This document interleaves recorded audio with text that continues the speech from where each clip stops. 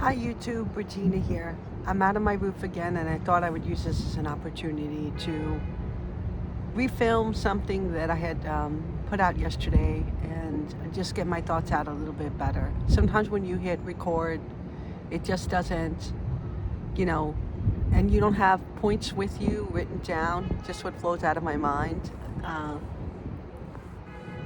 Probably could come out a little better, and I just want to do better on this one. So I have some notes written down, and so like at least some bullet points.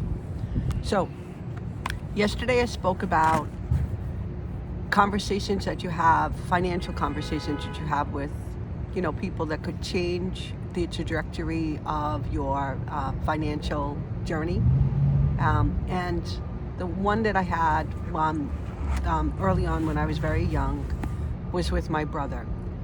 My brother had started a job. I think he was about 2 years into, maybe a little bit more. He was a few years into a job working for an elevator company, and the plan included a pension. It included an annuity program, and he was just really excited about it, and was sharing with me. Literally pulled out a chart and pen and paper and started, grafting it out for me. And I was a little numbers nerd. I was really into numbers. And so I used to play little banker when I was a kid. I mean, I just really, really gravitated to numbers, always, even early on.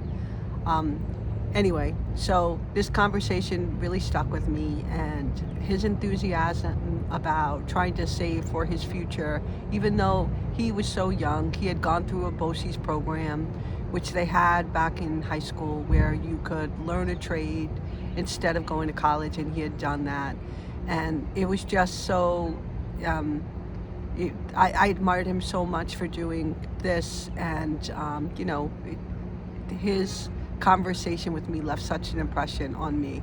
And I had already started working at that point. I started working when I was 15, and a big chunk of my income went to pay rent at home when I first started out. So my mom would collect 3/4 of the rent, and I would get to live on 1/4.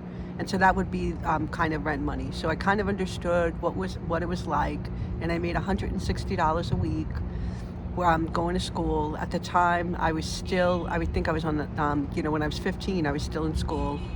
And although I did finish up early and I graduated in the 11th grade, those formative years of working while I was going to school was really a big lesson for me as well. So when I was having these conversations with my brother, I was already earning money. I already understood the concepts on it. I had taken a lot of, I was really good at math. I excelled in that subject. And so that was one of the things that really stuck with me. And I remember thinking, well, when I go get a job, and I wanted to get into business, and I wanted to get a degree in, something within the business field, because I was going to be a future business leader of America. In my mind, that was what I was gearing towards. And there was a program in school called that. And so I wanted to be a future business leader of America in my mind. I was telling myself that. And so that brings me to my first piece of advice for you. While I was living at home, my mom did this naturally for us. Because she took 3/4 of my paycheck, I learned to live on less. And while I did get into financial trouble later on, when it came to student loans and just living a lifestyle that I couldn't afford, I did understand the concept, and I did come from a very good foundation where my mom had a lot of kids, and she used what she had, and she was really good with numbers. She herself was a bookkeeper in her working career, so she was really good with numbers as well. So my first one would be, don't squander an opportunity. If you have the opportunity to live at home when you're young, don't squander it. Do what my mom did. Put money aside. If someone isn't collecting rent for you from living at home, don't just use it on your lifestyle. Model what it's like to live and get your own apartment. There's a lot of young people who I think it's just so wonderful that they have the opportunity to live at home for much longer. I wish I had that opportunity. Had I taken that, I moved out when I was really young, but I lived in situations with siblings, with friends, and I always had a roommate at least 2 roommates, sometimes up to 5, until I was the age of 30. And so I understand that you're not making a lot of money early on. And if you have the opportunity to live at home, don't squander that opportunity. Use it for all that you can, and make sure that you're saving money. Model what rent would cost, and live and try to live within that money that you have left. And that includes, if you know, when you're early on, you might not have enough money to save for a car payment, and you may end up getting help. I know my mom helped me finance my first car, and I really screwed it up for her, because when she put me down on her credit, I didn't understand the concept of paying things at time, exactly on time. And so it would just be, oh, I'll use the next paycheck to do that. Anyway, don't squander the opportunity, and use your money, save it, and again, model what it would look like when you're going to move out, how much you would need. And if you can set that money aside for yourself so that you actually do have rent money. It's really hard these days to get an apartment, even just to qualify. It was a much easier process when I finally went to branch on my own, so I really do understand that. But there's a lot more opportunities when it comes to finding a roommate. We had to put an ad in a paper, which sounds so bizarre, but yeah, it's just similar, I guess, to Craigslist, but we had to write a little circular to try to find a roommate, and we were interviewing so many people. It can be done, you can do it, and we had to pay to put that ad out in the paper when we were at a point in time where me and my sister needed additional roommate, and we ended up finding someone, and then ended up finding other friends to come live with us when that relationship ended up going its separate ways. Anyway, that would be my first piece of advice, and I wish someone would have told me that, when I was young, and I know people are saying that, and the more you hear it, hopefully the more it will stick. So that would be my first piece of advice as far as financial advice, because that will really set you ahead and set you apart. And if you don't have this opportunity for yourself, it doesn't mean that you can't do other things for yourself with regards to finding other people to live with, and using that and trying to make sure that you live within your means that way. And sometimes you're going to live over that 30 to 35% of your take-home pay going towards rent. I was there. You just have to understand that that means it may be a little tougher for you. There was not a time in my life up until I turned 50 where I didn't have a second job. I always did something in addition to work, because I always felt that one of my incomes, whether it would be to pay off debt or get me ahead, was always used for something else. And you can end up finding things that change. In the beginning, I'd find jobs that I would go to, and in the end I ended up doing something around the co-op that I lived in, and I took care of the grounds and the property, and I got a reduction. I ended up getting a paycheck on that for doing that. It wasn't much, but it did add a lot, and I continue to do other things where I'm not paid for, like, for instance, well, I don't want to just alter, so that will be a topic for another day. But if you can find opportunities where you can make extra money, you're going to make financial mistakes in your life, and it doesn't mean that it's going to throw you off the trajectory of building a great amount of wealth. I've made so many mistakes in my life, and some of them are, this would be another point that I would make, would be, when it comes to making mistakes, one of the biggest ones you could do is to try to go after quick riches. And just don't fall for the schemes that are trying to go for the quick rich. Understand the difference between gambling and investing. Gambling is not the same thing as investing. And I get this question sometimes, even from family members who ask me, like, oh, well, you're just gambling when you're putting in the market. No, you're investing in companies that have fundamental value. When you look at their balance and their book, their book sheets, you could actually see that they're earning money. But when you're gambling, you're literally doing something as an entertainment value, not something that has intrinsic worth. So there's a big difference. And I know there's a lot of different kind of, you can get into crypto and all that. And this isn't a discussion for crypto. You believe that's going to be a financial thing in the future, then go ahead and invest in it. I'm not going to tell you not to, but just know that right now there's no intrinsic value associated with it. And maybe one day there will be. But if when it comes to doing something like that, and if you are going to take some kind of risky investment, you should really try to make sure that it is no more than 5% of your total net worth or savings or your investments at least. I made big financial mistakes even as I had accumulated a lot of wealth, because sometimes you just get the allure of trying to get there faster is just attractive to some people, including myself. And so I fell for one of those, getting into options, and I lost a lot of money in options because I had one of my accounts being managed by someone else. And while I might have said don't invest an option in any more than 5% in any one option, that's not exactly what happened. So I lost a lot of money on that. And that brings me to another point. Understand your risk tolerance when it comes to investing.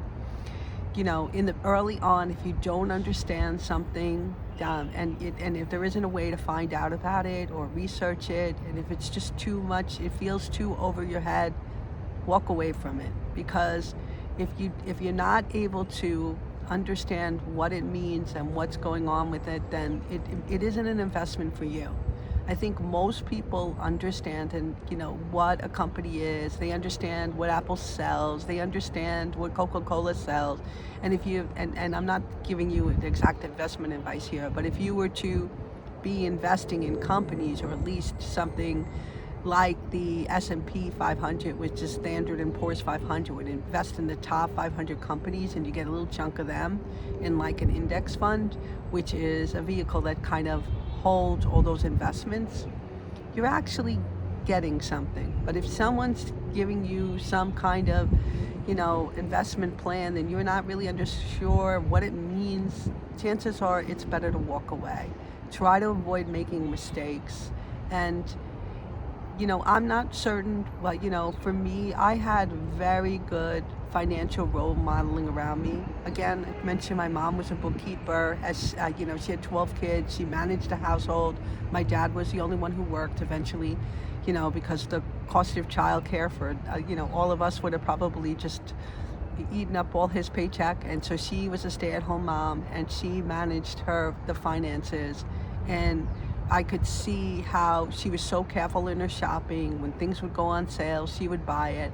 And so I had really, really good financial modeling around me.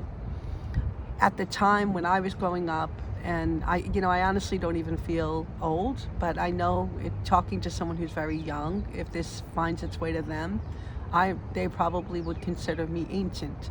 And I know when I was a kid, having those, it was very different. I didn't have social media.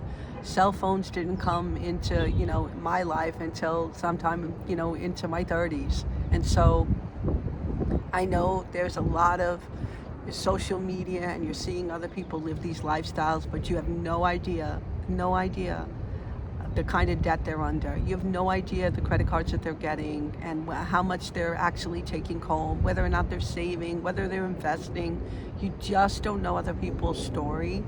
And I know back when I was young, it was just the people around you that you would see, the people you would come into contact, that you would see them living their lifestyle, and what you would see in pop culture and on TV. So it wasn't as you were not bombarded the way you are today with all the opportunities to spend money, ways to get you to part with your hard-earned cash. So and if you do fall into one of these traps, it doesn't mean that you're doomed and you don't have any financial future. Trust me, I've made plenty of mistakes. I've made, while I've done well, and while I'm really proud to say that taking my ordinary income and my husband's ordinary income, and me as an assistant and him as a school teacher, we've been able to amass a few $1,000,000, and that it makes me feel so proud. And that is what also makes me know that how, even with all the mistakes I made, how possible it is. And it's not as though I started really young. I didn't start in corporate America until I was 28.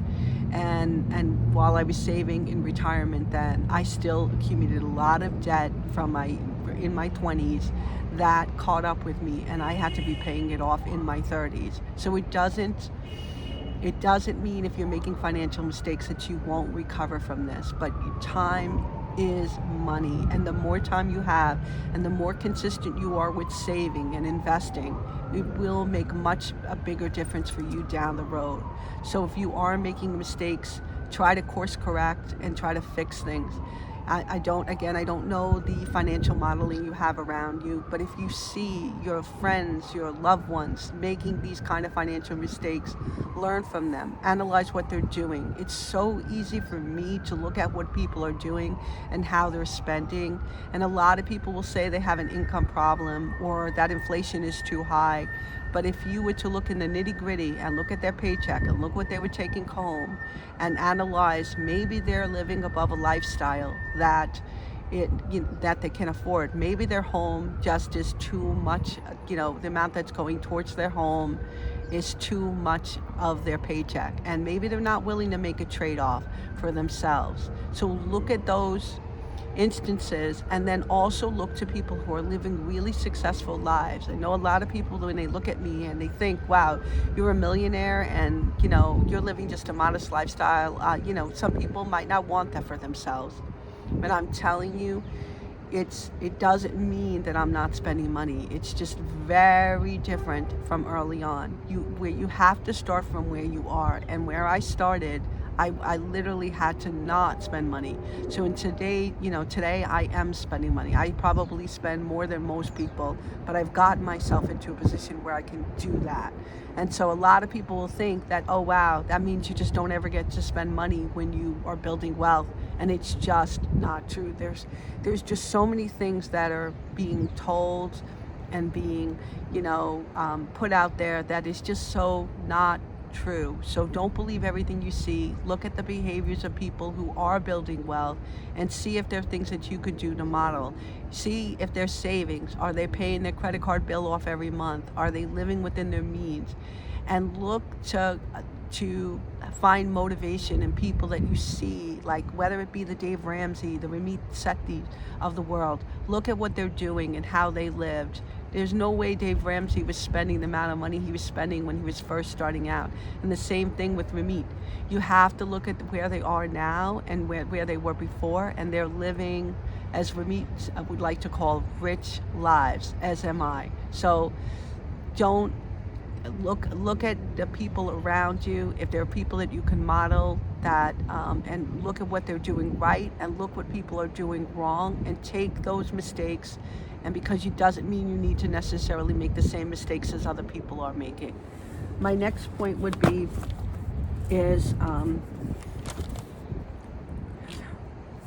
I talked about stocks. Really, the next advice I would give you as far as financial advice would be really focus on having tough conversations with yourself. If you are living out of the home and you are already out in the world spending money and you're really struggling to get by, do a deep dive into your own finances. Look where your income is going. Look what the expenses that you have. Is your apartment, do you have a 1-bedroom and you can truly only afford a studio? Are you in a situation where you put yourself in and that take responsibility for your own finances? Putting your head in the sand and taking the ostrich approach will only keep you in the negative financial cycle for much longer than you would need to be. When you're doing the deep dive, maybe it means that you find an apartment that's a little bit further away. Maybe you're in a situation where you may need to move back home for a little while. If you have that luxury, and if you don't, maybe it may mean that you need to find another living arrangement, live a little bit further away from work, find another part-time job. There are things that you could do to live within your means. When I was 30 and I really, really wanted to live by myself at that point, I was tired of the changing roommates and the situations, and people were off getting married, and it's like, you know what, I really just want my own place. I knew it would mean struggle. I knew it would mean a tougher time. Most of my income literally went to rent. I did not have the option or the opportunity to not get a second job. It would have meant, I think I was taking home $28,000 a year, which even at the time of 1998 was pathetically low. I worked in advertising, and they were typically notorious for paying people the least amount of money. And even with overtime, I didn't make more than $30,000 a year. So I had to get a job over the weekend to simply afford my bills. And sometimes you need to have those really hard conversations with yourself. Look at your life. If you're not willing to make exchanges on your lifestyle, then you have to do things in other areas to make money for yourself. And then that brings me to the last piece of advice. Don't, a lot of people, and I get it, working is hard. 9 to 5, a job is kind of hard. Working, people want to be able to, at least the younger generation, I think they've become, a little bit smarter about, geez, this, I'm going to work all this time and only going to get 2 weeks off. And yeah, that's a really tough life to live, and eventually becomes 3 and 4. And, I'm not telling you that you have to stick with that for the rest of your life, but your earned income, if you're not starting a business, if you're not doing a side hustle on the side, and if, not everyone is built that way. I personally just enjoyed the option of turning off on the weekends and being able to just, find a job that I could tolerate and that I could make money at, that I really enjoyed. I have to be honest, I was very, very nervous about going into a job or something that I love, so I didn't pursue like accounting or anything like that, because I love numbers. I wanted something that I could still enjoy on the side. And for me, I'm very glad, because I went the route that I knew that my paycheck could rise. And I'm now at the point where I'm actually earning a very good income, and I'm able to live on just my salary, and we're able to stash away my husband's salary and live that kind of life. So if you don't squander your earned income. Your earned income is your wealth building tool. If it doesn't necessarily mean that you can't start a business. If you want to start a business, then by all means go start a business, but try to do whatever you can to avoid taking out loans. I don't think people model loans enough. I don't think people understand, the burden they're putting on themselves when they're taking debt. Debt is just, I've gone into it before about the law of 72, and understanding how long it takes for money to double in value. And it's the same thing goes with interest rate. So if you're getting an interest rate on a credit card that is like 24%, and you take that and you divide it into the 72, and it would be 3 years that the money that you put on your credit card is doubled, and you're paying double the value, double of what you put on. So really be mindful, try to live within your means, use your earned income. And if you really want to get out of the 9 to 5 or whatever job that you have that is paying you money, then build yourself an escape plan. Make sure you set a portion of your salary aside. Don't just quit and sit on the couch with nothing to do, because I know so many people who are miserable in their job, and as long as they're not in a real toxic environment, I think people can handle a lot. Use it as an opportunity to build wealth, put money on the side, so that if you do want to pursue something else, that you have a runway. Know what it is. For me, I still get through I remember my roots, I remember where I came from, and I remember the struggle that I had early on. And so for me, I do have an emergency fund. Of course, I have money put aside. But life to me is just life now. So as time goes on, I just pay my bills all ahead. So for me, and I know that might not necessarily be the right financial approach, but I like being like 4 to 6 months on every one of my bills. So on the day that I call it in and I give in my notice, and I'm set to retire hopefully sometime next year, and I give my 3-month notice, then for me it will be that I'll be set. I'll have my emergency buffer put in. Use your income. Your income is your biggest growth asset tool that you have. And yes, there's some people who are built for building businesses, and there are some people who think they can make so much money on YouTube. I'm here to tell you, as far as I put out probably 30 something videos, I haven't even reached the 5% mark on anything. And so I think there's a lot of hype out there about how to earn money and how easy it is. And maybe it is easy for some people, and some people do, find ways to make money. But most people, especially most people who are financially wealthy, did it from earned income or did it from a business that they started. If you do come into money and you come into like an inheritance or something like that, if you don't have your finances and you're not equipped and you don't have the tools, and you haven't learned how to live on your earned income, chances are that you will blow your inheritance in a heartbeat. So learn from what you can, do the best you can, be inquisitive, but and don't be afraid. You're going to make some financial mistakes, but keep in mind again that it is, time in the market. It beats timing the market and all these other things that people do to make money really fast. It's just not realistic. It's just not realistic way to get really wealthy. Time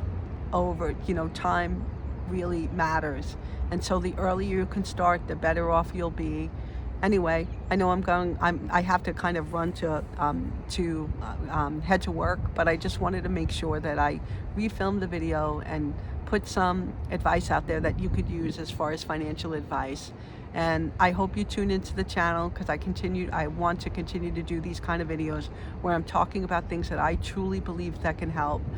I started a YouTube channel not to be famous, not to try to make money and earn money, and maybe one day this will earn me a little money on the side, as far as views are concerned, and my hope that it would be is because I really want these kind of videos that will help people find its way out to the people I want it to help. And I want people to stay motivated, on track, and saving money in their retirement and doing all those kind of things.